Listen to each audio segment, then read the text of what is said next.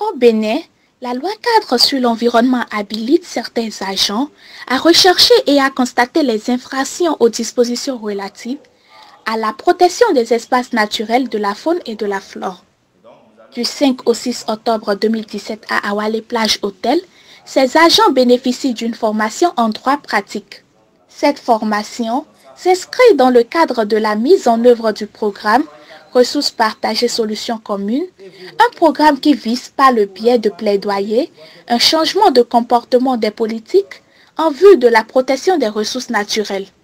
Éco-Bénin et d'autres ONG sont dans une dynamique de renforcer le dialogue autour de la gestion des ressources partagées.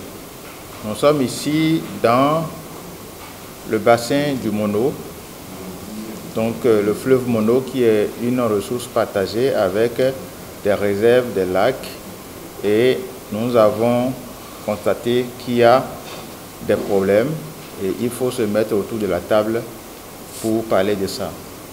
Donc c'est pour renforcer le dispositif d'application des lois liées à ces ressources partagées que nous avons invité ce matin.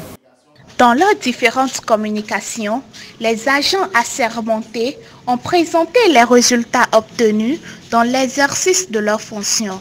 Des résultats louables malgré les difficultés auxquelles ils font face dans l'exécution de leur mission.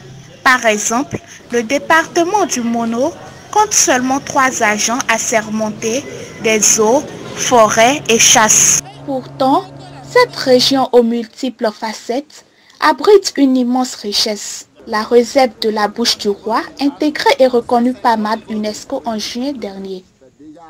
Voilà pourquoi les participants ont effectué dans cette réserve une visite pour constater et contempler ces merveilles. Je crois qu'aujourd'hui, cette visite que nous venons de faire et les échanges que nous avons eus en atelier, ça me permet de faire un compte rendu et une orientation au niveau de notre administration pour que nous puissions nous impliquer beaucoup plus intimement à la gestion de cette réserve à travers déjà notre appui à la protection, à la surveillance et aussi l'appui technique.